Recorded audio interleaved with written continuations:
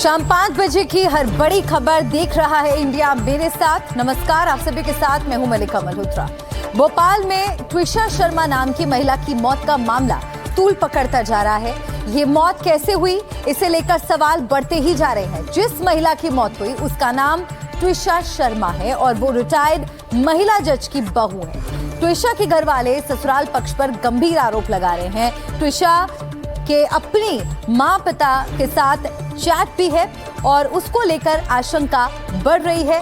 वहीं मौत के 7 दिन बाद भी ट्विशा के घर वालों ने अंतिम संस्कार नहीं होने दिया।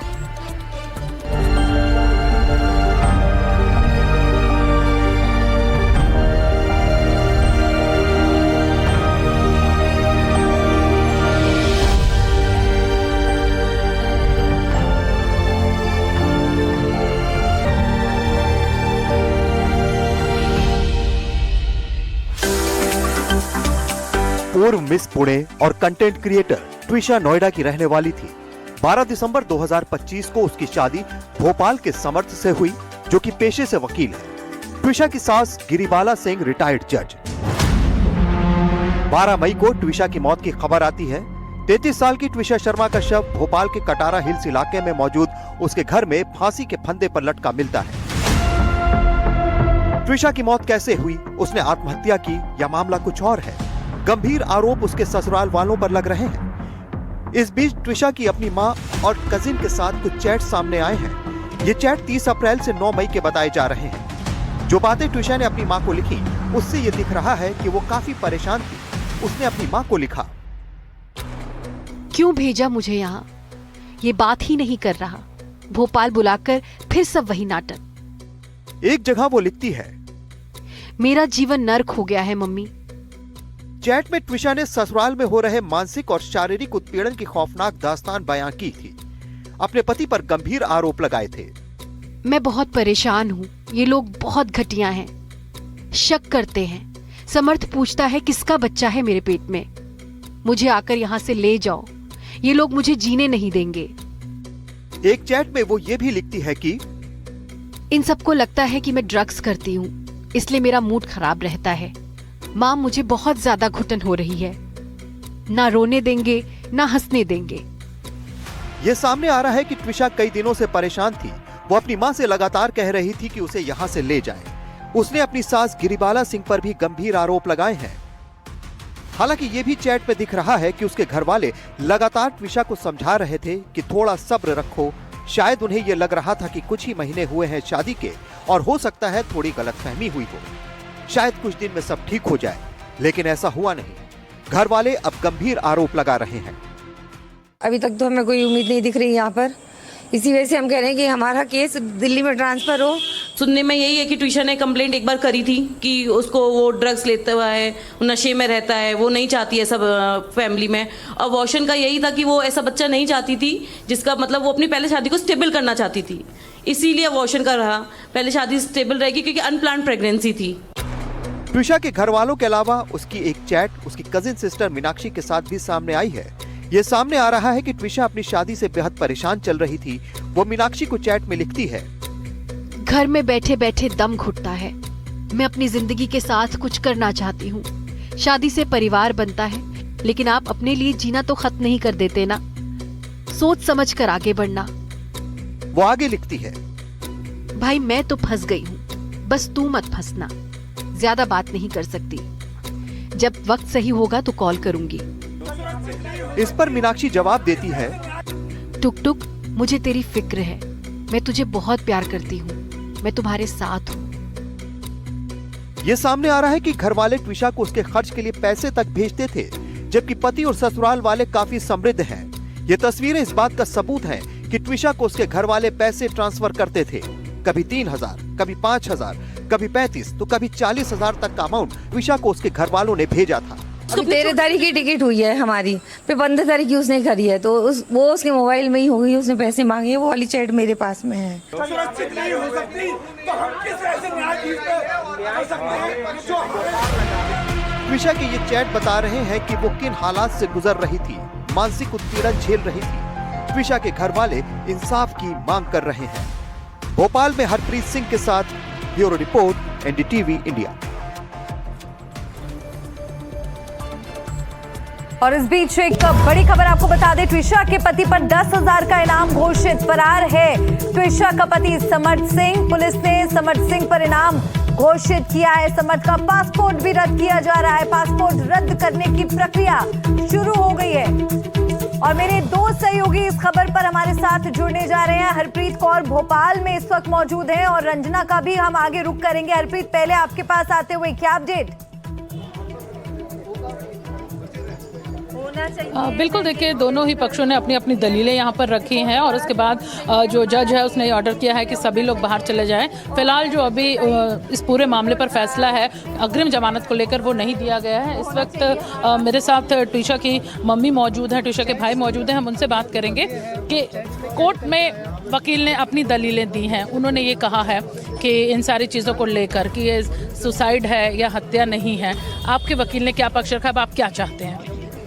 हम न्याय चाहते हैं, ये सुसाइड नहीं है, हत्या है ये। मेरी बेटी कभी भी सुसाइड नहीं कर सकती थी, बहुत हिम्मत वाली थी वो। समर्थ पर 10,000 का इनाम घोषित किया, पासपोर्ट निरस्त करने की कार्रवाई पुलिस यहाँ पर कर रही है और इसके साथ ही आप लोगों की डिमांड है कि सीबीआई जांच की मांग आप लोगों ने की है। हाँ जी। क्या कहना है आप लोगों का? सीबीआई जांच आप चाहते हैं? हाँ जी, हमारा केस सबसे पहले तो हमारा केस दिल्ली में ट्रांसफर होना चाहिए।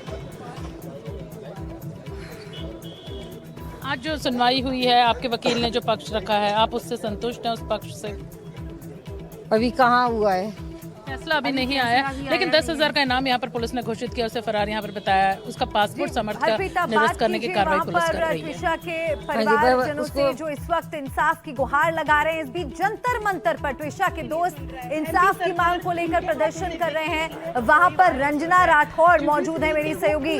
रंजना, तस्वीरें वहां से दिखाइए, क्या कह रहे हैं ट्विशा के दोस्त? एक जगह से दूसरी जगह ट्रांसफर करे, सुबह से वो लोग कोर्ट में खड़े 5 बिल्कुल मल्लिका, जब हम इस नारे को सुनते हैं, बेटी बचाओ बेटी पढ़ाओ, बेटी पढ़ाओ बेटी बचाओ, ये नारा जब हम सुनते हैं तो बेटी तो हमने पढ़ा ली, लेकिन बेटी बचेगी कैसे? ट्विशा का परिवार इस वक्त यही गुहार लगा रहा है, इसी प्रकार के न्याय लगा रहा है। आप देखिए यहाँ पर परिवार वाले मौजूद है, पीछे तस्वीरों में आप देख पाएंगे वी वांट जस्टिस, यहाँ पर साफ लिखा हुआ है। ट्विशा की तस्वीर को आप देखेंगे और न्याय की गुहार यहाँ पर लगा रहे हैं। पीछे एक और पोस्टर में दिखाना चाहूंगी मल्लिका, दोषियों को सजा को लेकर सख्त से सख्त सजा हो, इसकी भी मांग लगातार यहाँ पर की जा रही है। परिवार वाले तमाम लोग यहाँ पर मौजूद हैं और उनसे भी हम बात करने की कोशिश करेंगे। आप इधर आइए जरा, यहाँ पर आप देखिए कि ये परिवार के कई सदस्य हैं यहाँ पर मल्लिका, इस वक्त इनकी मामी भी यहाँ पर मौजूद है। मैं उनसे बात करने की कोशिश लगातार यहाँ पर करूंगी।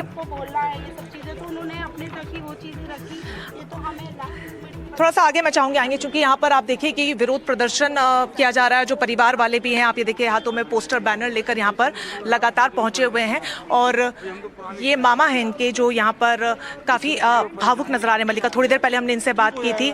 सर, मैं आपसे जानना चाहूंगी किस तरीके से किसी तरीके से आप ट्विशा के लेकर क्या मांग कर रहे हैं?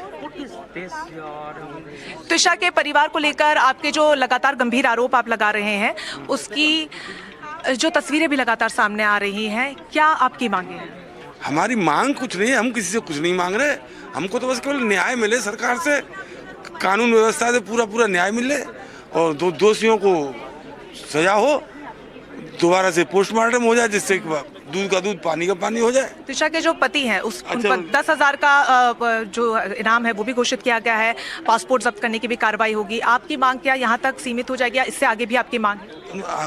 जो कानूनी प्रक्रिया होती है वो कानूनी प्रक्रिया होनी चाहिए, पर यहाँ से कहीं भागने नहीं पाए। ये बड़ा सवाल बना हुआ है और इसी सवाल के साथ ट्विशा के दोस्त, उनके रिश्तेदार, परिवार के लोग लगातार प्रदर्शन कर रहे हैं और इंसाफ की गुहार लगा रहे हैं। शुक्रिया हरप्रीत और रंजना आपका इस पूरी जानकारी के लिए। नजर बनाए रखिएगा। तो ट्विशा खुद एक मॉडल और एक्ट्रेस थी। उनके भाई हर्षित शर्मा सेना में मेजर हैं, पिता एक बिजनेसमैन है, तो वहीं उनकी सास रिटायर्ड जज और पति वकील हैं। ये मामला बेहद हाई प्रोफाइल है। ट्विशा के घर वाले संगीन आरोप लगा रहे हैं, तो वहीं पति सार्थक फरार बताया जा रहा है। घर वाले दोबारा पोस्टमार्टम की मांग कर रहे हैं।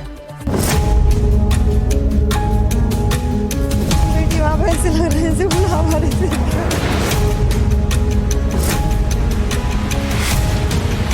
ट्विशा की मौत की खबर 12 मई को आती है, लेकिन कई दिन बीत जाने पर भी परिवार वालों ने उसका अंतिम संस्कार नहीं किया। परिजनों की मांग है कि जब तक सेकंड पोस्टमार्टम नहीं किया जाएगा, अंतिम संस्कार नहीं करेंगे। बेटी वहाँ ऐसे लग रहे हैं, बुलावा रहे थे क्या? मेरे को बहुत दुख लग रहा है। मैं बहुत नहीं चाहता अपनी बेटी का डिस्क्रिमिनेशन करना, बट हमारे जो हम we are not satisfied with the first postmortem report, क्योंकि एम्स में उनके अपने लोग हैं यहाँ के। जब हमारे यहाँ की पुलिस हेल्प नहीं करी तो हम कैसे समझ ले कि एम्स में डॉक्टर्स हमारी हेल्प कर रही होगी, उन्होंने सही रिपोर्ट दी होगी। जानकारी के मुताबिक साल 2024 में एक डेटिंग ऐप के जरिए ट्विशा की मुलाकात भोपाल के रहने वाले हाई प्रोफाइल वकील समर्थ सिंह से हुई थी। कुछ महीनों की डेटिंग के बाद दोनों ने प्यार को शादी का नाम देने का फैसला किया और दिसंबर 2025 में दोनों का विवाह हुआ। 12 मई 2026 को ट्विशा की मौत की खबर आ जाती है। पिता का आरोप है कि यह सुनियोजित तरीके से किया गया। एक बाप होने के नाते बेटी तभी अप्रोच करना चाहती है अपने फादर को जब चीज़ें बहुत एक्सट्रीम सिचुएशन में पहुंच जाती हैं, और इस बात का इंडिकेशन उसने कई बार मुझको दिया कि पापा अगर मेरी बात नहीं बनी तो मैं इनको छोड़ के चली आऊँगी, मैं जो है आगे इनके साथ नहीं रहना चाहती हूँ। मैंने बेटी को कई बार बोला कि बेटे गलत डिसीजन हो जाता है कई बार, इसको आप जो है हम इसको मानेंगे कि हमसे बहुत बड़ी भूल हुई और आप जब आपको ऐसा लगे तो आप चली आना। और उसने अपने टिकट्स भी करा रखे थे, जो टिकट जानबूझ करके कैंसिल कराए गए। हमारे भी टिकट थे जाने के, हम उसको लेके जाने वाले थे, वो भी कैंसिल कराए गए। ये एक बहुत सुनियोजित षड्यंत्र के तहत हत्या हुई है। बताया जा रहा है कि वो किसी भी तरह बाहर निकलना चाहती थी। ये भी सामने आ रहा है कि 11 मई की रात करीब 10 बजे तक वो फोन पर अपने रिश्तेदारों के संपर्क में भी थी। वो भोपाल छोड़कर अपने मायके आना चाहती थी। भाई के मुताबिक ससुराल में ट्विशा के आत्मसम्मान को पूरी तरह तोड़ दिया गया था। She was continuously denied dignity. She was communicating this to us. In the last days of her life, she lost 15 kg of her weight, and this went beyond torment. And some way or the other, her life was ended on the night of 12th. But before that, she suffered a lot in a very short span of time. Twisha के शरीर पर चोट के निशान मिले हैं। Short postmortem report में शरीर पर चोटों के निशान पाए गए हैं और मौत का कारण फांसी बताया गया है। घर वाले आरोप लगा रहे हैं कि ट्विशा के ससुराल वालों के रसूख के चलते सही से जांच नहीं हो रही है।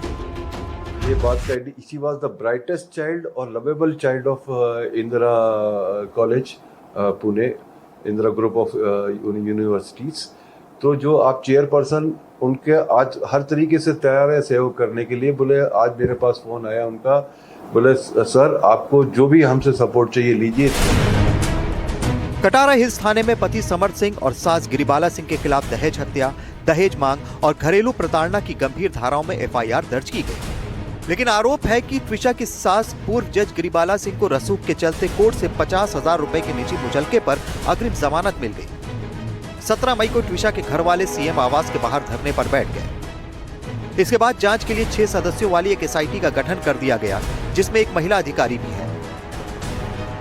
ट्विशा शर्मा वाले मामले में अभी क्योंकि प्रकरण अंदर इन्वेस्टिगेशन है, तो और जितने टीम द्वारा एसआईटी गठित है, तो टीम द्वारा जो भी साक्ष्य हैं वो सब एकत्रित किए जा रहे हैं। साथ ही साथ जो फरार आरोपी है तो उसकी तलाशी के लिए बिल्कुल पुलिस लगातार लगी हुई है। साथ ही साथ उस पर नाम उद्घोषणा की भी कार्रवाई की जा रही है। ट्विशा शर्मा की मौत का मामला 7 दिन बाद भी पहेली बना हुआ है। उसके परिजन लगातार 7 दिन से यहाँ पर कभी सीएम हाउस, कभी पुलिस कमिश्नर हाउस और कभी पुलिस थाने या फिर कोर्ट के चक्कर लगा रहे हैं। अभी तक उन्होंने ट्विशा का शव भोपाल एम्स की मॉर्चुरी से नहीं लिया है। ट्विशा की 12 मई को मौत हुई थी। परिजनों का आरोप है कि ससुराल पक्ष ने उसकी हत्या की है, जबकि ससुराल वालों का कहना है कि ट्विशा ने आत्महत्या की है। हालांकि पोस्टमार्टम रिपोर्ट में भी मौत की वजह फांसी बताई गई है, लेकिन पोस्टमार्टम रिपोर्ट में यह भी आया है कि उसके शरीर पर मल्टीपल इंजरी यानी कि मौत से पहले काफी गंभीर चोटों के निशान हैं। इसके साथ ही परिजनों ने साफ कर दिया है कि जब तक उन्हें दूसरा पोस्टमार्टम करवाने की अनुमति दिल्ली एम्स में नहीं मिलेगी, इसके साथ ही उनका केस दिल्ली कोर्ट में ट्रांसफर नहीं किया जाएगा, तब तक वो ट्विशा का अंतिम संस्कार नहीं करेंगे। ये मामला बेहद संगीन है। ट्विशा के घर वालों के आरोप बेहद गंभीर हैं। अपनी छोटी सी जिंदगी में ट्विशा ने मॉडलिंग की, फिल्मों में काम किया, फिर पुणे से पढ़ाई की।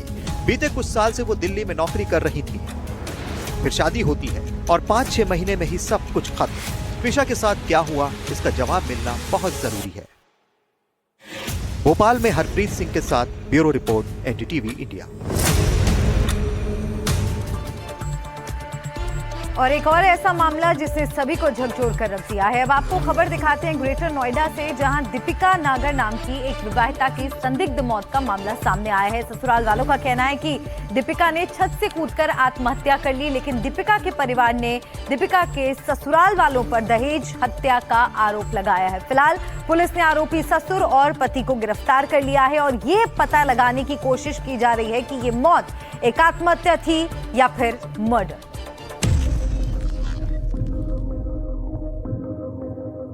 उन्हें फॉर्च्यूनर गाड़ी चाहिए थी, 51 लाख रुपए चाहिए थे।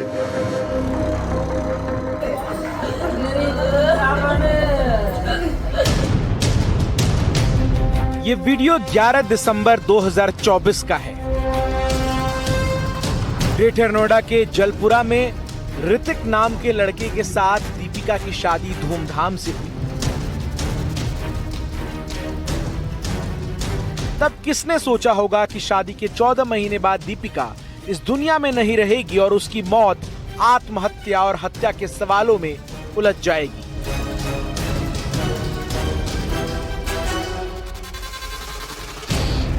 कहा जा रहा है कि दीपिका ने छत से कूदकर आत्महत्या कर ली, लेकिन दीपिका का परिवार इसे आत्महत्या नहीं बल्कि मर्डर बता रहा है।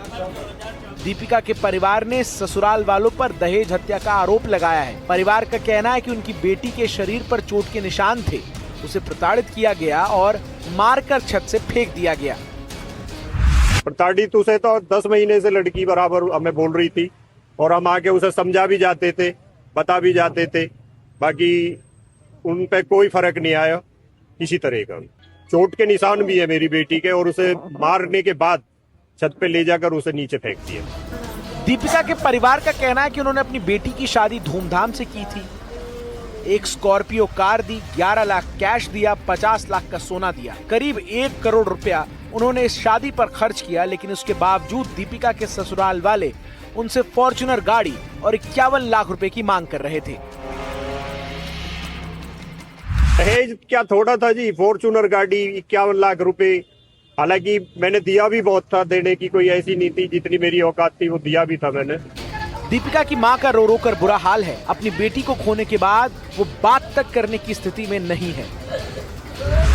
अरे मोचा तो कल भी अच्छी बतलाई, ओ मेरी लाडो। दीपिका के परिवार के भीतर अपनी बेटी को खो देने का दर्द आज भी है और गुस्सा भी है। उनका कहना है कि उन्हें इंसाफ चाहिए। ये हमारी बेटी मार दी जीते जी, ये बताओ क्या कुछ नहीं दिया था? हमने बहुत तगड़ी शादी करी थी अपनी बेटी की और अच्छे से पाला था उसको, और आज उन्होंने मार दी हमारी बेटी। हमें खून के बदले खून चाहिए, इंसाफ चाहिए हमें। दीपिका के परिवार की शिकायत के बाद एफआईआर में ये लिखा है कि तीसरी मंजिल से गिरने से दीपिका की मौत के मामले में दीपिका के परिवार ने ससुराल वालों पर दहेज हत्या के आरोप लगाए हैं। दीपिका की शादी 14 महीने पहले हुई थी। दीपिका के परिवार ने आरोप लगाया कि ससुराल वाले लगातार दहेज की मांग कर रहे थे। दहेज में फॉर्च्यूनर और 50 लाख रुपए की मांग की गई। दहेज न मिलने पर दीपिका को प्रताड़ित किया गया। 17 मई को दीपिका ने परिवार को फोन किया तो परिवार मामला सुलझाने के लिए ससुराल गया और समझाकर वापस लौट आया। लेकिन उसी रात ससुराल वालों ने फोन पर बताया कि दीपिका छत से गिर गई है। परिवार आनन फानन में अस्पताल पहुंचा तो दीपिका मृत मिली। परिवार का ये भी कहना है कि दीपिका के शरीर पर चोट के निशान थे। परिवार ने ससुराल वालों पर मर्डर के आरोप लगाए हैं। फिलहाल दीपिका के परिवार वालों की शिकायत के आधार पर पुलिस ने दीपिका के पति और ससुर को गिरफ्तार कर लिया है। मृतका के पति एवं ससुर को गिरफ्तार कर लिया गया है। अन्य साक्ष्य संकलन एवं विधिक कार्यवाही की जा रही है। अब पुलिस आरोपियों से पूछताछ कर रही है और इस जांच में जुटी है कि दीपिका ने आत्महत्या की या फिर ससुराल वालों ने उसका मर्डर किया। Bureau report NDTV India.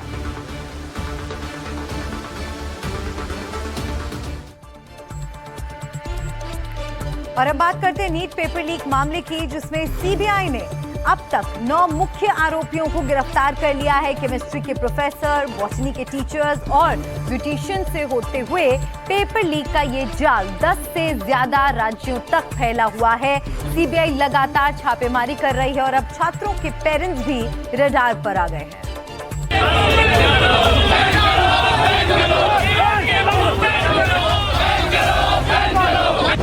10 lakh रुपए में खरीदा पेपर, अभिभावकों पर सीबीआई का शिकंजा, निशाने पर नांदेड़ का कदम परिवार, नीट पेपर लीक, जांच का बढ़ता दायरा, एक के बाद एक गिरफ्तारियां, नासिक से नांदेड़ तक छापेमारी।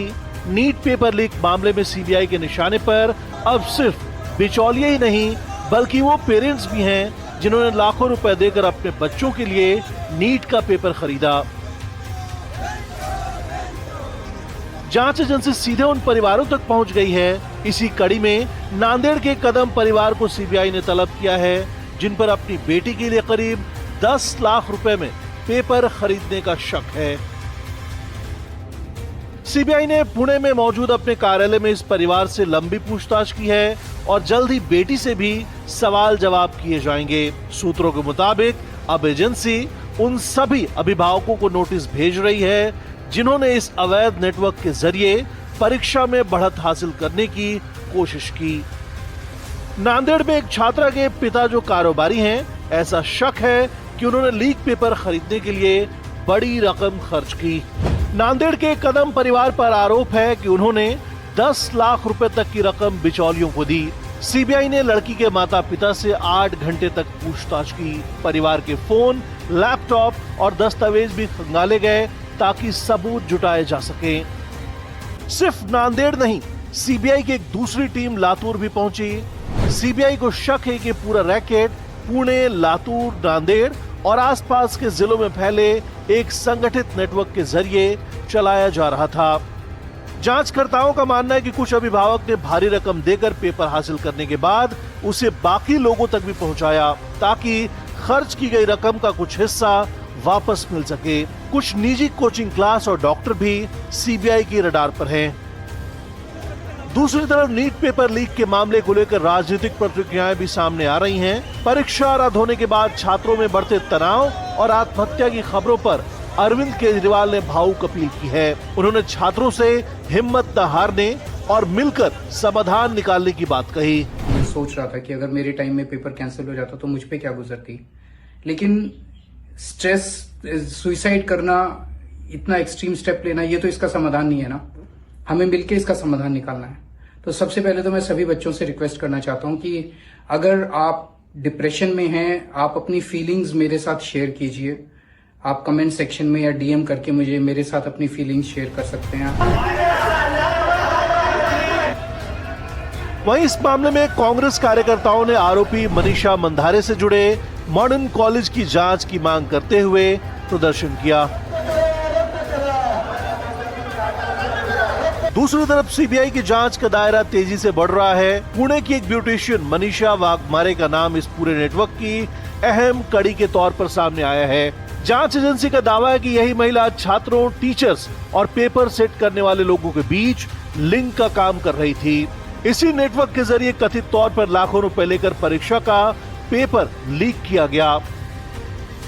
बॉटनी की टीचर, केमिस्ट्री के प्रोफेसर और ब्यूटिशियन। नीट पेपर लीक में इन किरदारों ने इस तरह साजिश रची कि किसी को इनकी करतूतों पर शक न हो पाए। लेकिन आखिरकार इस पेपर लीक से जुड़े हर किरदार तक सीबीआई पहुंच ही गई। मनीषा वाघमारे जो एक ब्यूटी पार्लर चलाती है, मनीषा वाघमारे की पहुंच कई स्कूलों तक थी। 14 मई को उसे गिरफ्तार किया गया और फिर 10 दिनों की सीबीआई हिरासत में भेज दिया गया। दूसरी किरदार मनीषा मंधारे जो बॉटनी की शिक्षिका हैं। तीसरा किरदार प्रोफेसर पीवी कुलकर्णी जो केमिस्ट्री के प्रोफेसर हैं। यानी मंधारे, वाघमारे और कुलकर्णी ने तीनों ही इस नीट पेपर लीक मामले में शामिल थे। सीबीआई की जांच में अब तक 9 लोगों की गिरफ्तारी हो चुकी है। एजेंसी को शक है कि ये नेटवर्क महाराष्ट्र, राजस्थान, हरियाणा समेत कई राज्यों में फैला हुआ है। जांच के दौरान mobile, laptop, bank details, call record और व्हाट्सएप चैट जैसे डिजिटल सबूत जुटाए जा रहे हैं। हर दिन इस मामले में नए किरदार सामने आ रहे हैं और जांच का दायरा लगातार बढ़ता जा रहा है। अब सबसे बड़ा सवाल यही है कि इस संगठित नेटवर्क में और कितने लोग शामिल हैं। Bureau report, NDTV India. और इसी से जुड़ी एक बड़ी खबर आपको बता दें, नीट पेपर लीक मामले में गिरफ्तार आरसीसी कोचिंग क्लासेस के मालिक शिवराज मोटेगांवकर को 9 दिन की सीबीआई रिमांड पर भेज दिया गया है। सीबीआई ने मोटेगांवकर की 10 दिनों की रिमांड मांगी थी, लेकिन राउज एवेन्यू कोर्ट ने 9 दिन की रिमांड पर देने का फैसला सुनाया। मोटेगांवकर को कल शाम पुणे से गिरफ्तार किया गया। केमिस्ट्री पेपर के लीक होने में अहम भूमिका का आरोप है। केमिस्ट्री पेपर हासिल करके दूसरों को देने का भी आरोप है।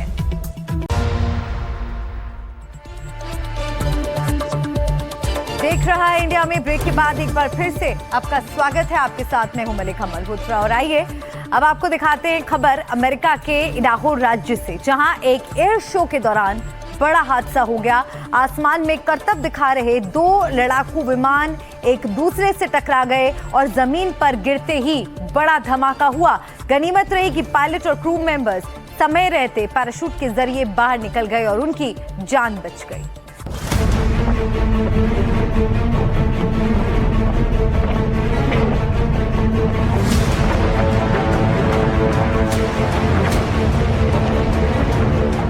तस्वीरें जिसने भी देखी हैरान रह गया। अमेरिका के इडाहो से आई ये तस्वीरें एक एयर शो की है। ये वीडियो सिर्फ 34 सेकंड का है, लेकिन इसका एक एक सेकंड डराने वाला है। आंखें खुली की खुली रह जाएं इन तस्वीरों को देखकर। 2 फाइटर प्लेन हवा में करतब दिखा रही थी, कलाबाजियां दिखा रहे थे। नीचे बैठे लोग एयर शो में जहाजों के करतब देखकर दंग थे, लेकिन चंद सेकंड में सब कुछ बदल जाता है। जरा देखिए कैसे एक प्लेन दूसरे के बेहद करीब आ जाता है, इतना करीब कि दूसरे प्लेन को हटने का मौका ही नहीं मिलता। दोनों प्लेन एक दूसरे से चिपक जाते हैं। दोनों प्लेन ऐसे ही कुछ सेकंड तक चिपके रहते हैं, फिर दिशा बदलकर ऊपर उठने की कोशिश करते हैं, लेकिन सफलता नहीं मिलती। ये देखिए कैसे प्लेन टकराने के बाद एक साथ ऊपर उठने की कोशिश कर रही हैं। आप देख सकते हैं इनसे धुआं निकलने लगता है, प्लेन का कुछ हिस्सा टूटकर गिरने लगता है। दोनों जेट हवा में ही घूमने लगते हैं।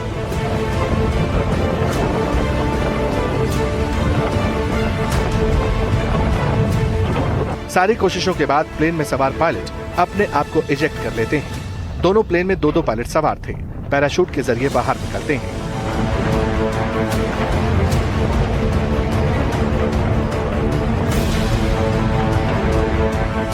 इसके बाद की तस्वीर और खौफनाक है।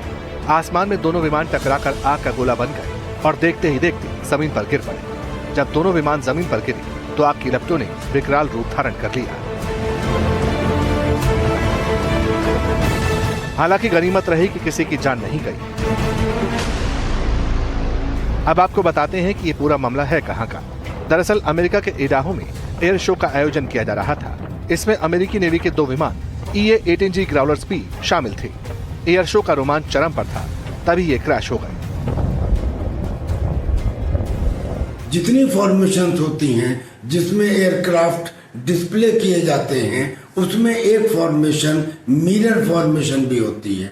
मिरर फॉर्मेशन में दोनों जहाजों के जो पायलट हैं वो बिल्कुल नजदीक आ जाते हैं, करीब 20 फीट के करीब उनमें डिस्टेंस रह जाता है।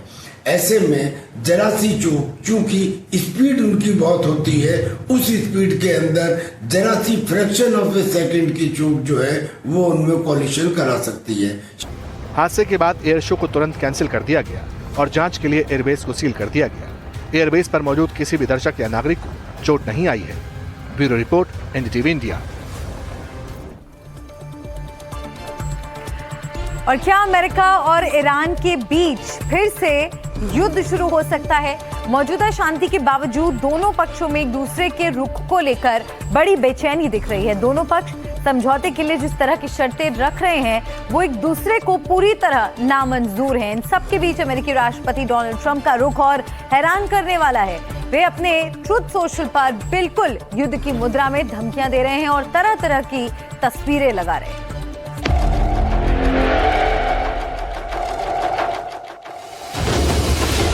हर तरफ धमाके ही धमाके और बीच में किसी सुपरमैन की तरह किसी विध्वंसक बटन पर उंगली रखे डोनाल्ड ट्रंप। ये किसी कॉमिक्स की कहानी नहीं है, बल्कि खुद डोनाल्ड ट्रंप ने एआई के जरिए ये तस्वीर बनाई है और इसे अपने social media platform truth social पर पोस्ट किया है। ऐसी तस्वीरें और भी हैं। एक तस्वीर में ट्रंप किसी अन्य यान में बैठकर अपने चारों ओर चल रहे ड्रोन युद्ध का संचालन कर रहे हैं। रविवार रात डोनाल्ड ट्रंप ने ऐसे करीब 25 पोस्ट कर डाले। एक तस्वीर में अमेरिका के विराट झंडे पर पूरे पश्चिम एशिया का नक्शा बना हुआ है और एक अन्य तस्वीर में ईरान को ट्रंप अमेरिका का 51वां राज्य बता रहा है। तो अमेरिका का राष्ट्रपति एआई जनरेटेड ऐसे तमाम फोटो लगा रहा है। कहीं वो ईरान की तेज रफ्तार नावों को डुबोता दिखा रहा है तो कहीं बाइडन, ओबामा और अपने समय का फर्क दिखा रहा है। तब ईरानी नावें समंदर में तैर रही हैं और अब वो समंदर में डूबी हुई हैं। इन तस्वीरों को देखते हुए सर्वेंटाइज के उपन्यास डॉन किक्सोट की याद आती है, जो नकली युद्ध की कल्पना करते हुए तलवार भांजा करता था। लेकिन फर्क बस ये है कि ये नकली युद्ध नहीं है। ट्रंप दुनिया के सबसे भयावह हथियारों से लैस सेना के सुप्रीम कमांडर भी हैं और उनके निशाने पर ईरान है, जो तमाम तबाही के बावजूद झुकने को तैयार नहीं है। ये तस्वीरें पोस्ट करने से पहले उन्होंने ईरान को धमकी भी दे डाली। एक पोस्ट में कहा, ईरान के लिए उल्टी गिनती शुरू हो गई है और बेहतर हो वो जल्दी करें तेजी से, और नहीं तो उनका कुछ भी नहीं बचेगा। समय बहुत अहमियत रखता है। राष्ट्रपति डीजेटी। ट्रंप की इस शेखीबाजी मुद्रा को हंसकर टाला जा सकता था अगर वाकई ईरान से अमेरिका का टकराव इस मोड़ पर ना होता। अमेरिका ईरान के बीच जो बहुत कमजोर सा युद्ध विराम चल रहा है वो कभी भी टूट सकता है और एक बार फिर से ड्रोन और मिसाइल हमलों का वो खौफनाक खेल शुरू हो सकता है जो ईरान और पश्चिम एशिया के मुल्कों ने बीते दिनों खेला और झेला है। सूत्रों के मुताबिक अमेरिका चाहता है कि ईरान अपना 400 किलो संवर्धित यूरेनियम अमेरिका को सौंप दे, एक नाभिकीय संस्थान का सीमित संचालन करे, युद्ध के लिए कोई मुआवजा ना मांगे और ईरान की फ्रीज की हुई संपत्ति फ्रीज ही रहे। यही नहीं, बातचीत पूरी होने तक संघर्ष चलता रहे। दूसरी ओर बातचीत की मेज पर लौटने के लिए ईरान की अपनी शर्तें हैं। रिपोर्ट्स के मुताबिक ईरान चाहता है कि पूरे इलाके में फौजी कार्रवाई फौरन रुके, उस पर पाबंदियां हटाई जाएं और उसके फ्रीज एसेट मुक्त हों, युद्ध के लिए मुआवजा मिले और होर्मुज जलडमरू मध्य पर उसके नियंत्रण को मान्यता मिले। अमेरिका और ईरान के बीच की इस तनातनी में पाकिस्तान फंसा हुआ है, जिसके मंत्री और नेता दोनों पक्षों से लगातार बातचीत की कोशिश में हैं।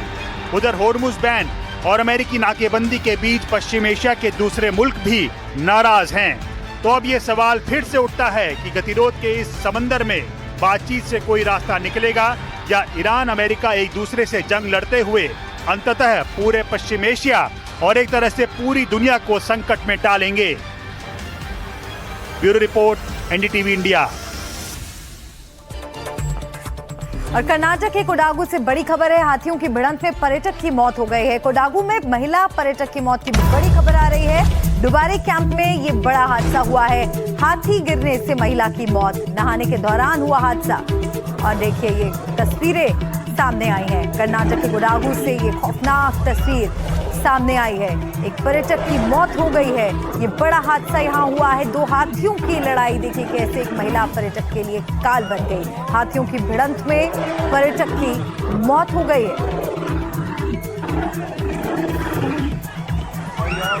कावेरी नदी में स्नान यहाँ पर किया जा रहा था। दो हाथियों के बीच भिड़ंत हो गई और इन दोनों हाथियों के बीच महिला पर्यटक फंस गई। इस हादसे में उनकी मौत हो गई।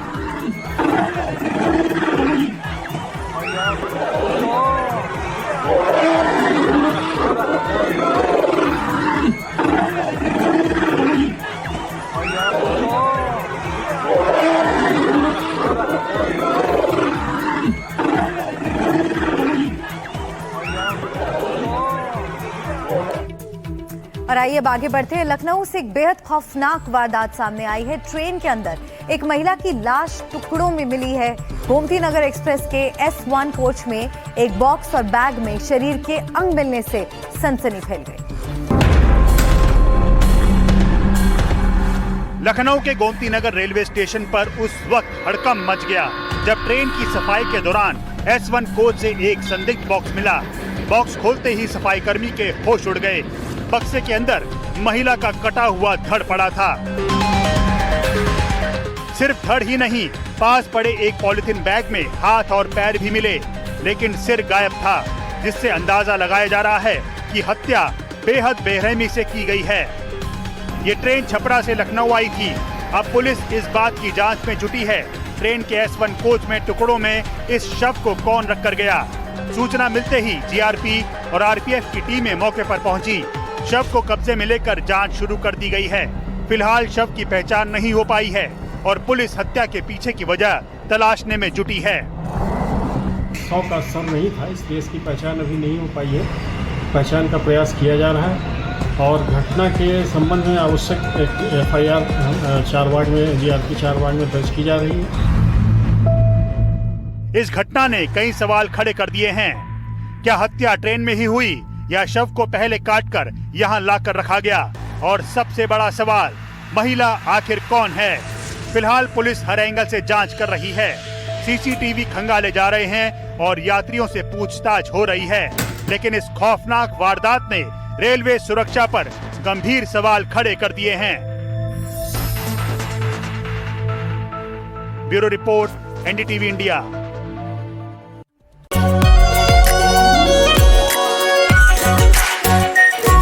Pure shahi paneer masala, delicious, healthy everyday.